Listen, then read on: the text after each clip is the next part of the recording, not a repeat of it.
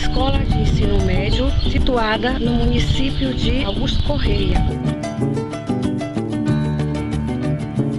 Ela tem um total de 1.190 alunos na Escola Polo e também tem nos seus anexos 1.001 alunos.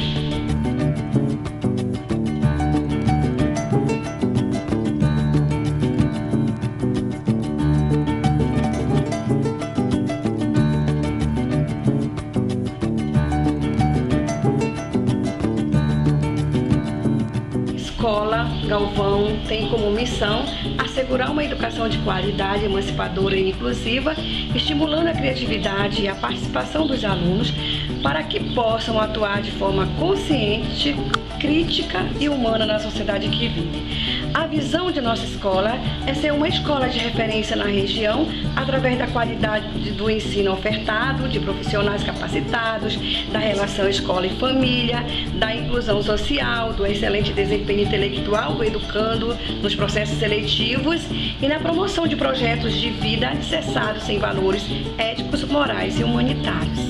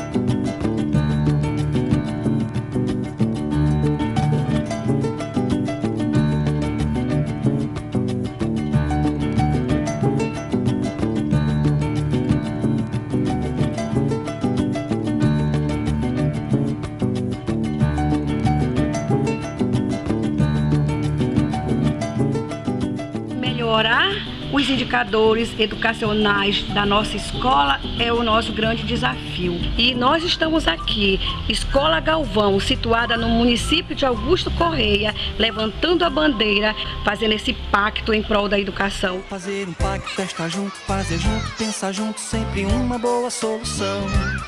Estar presente, ir em frente, trabalhando, fazendo sua parte nessa união. Eu acredito. Entrar na luta, pois assim a coisa muda com a participação. Fazer um pacto é a gente melhorando a nossa educação. Venha somar ideias, entre pra multiplicar. Na sua casa ou na escola, vem porque chegou a hora de participar. Eu tô dentro. Levante essa bandeira, todo mundo vai ganhar.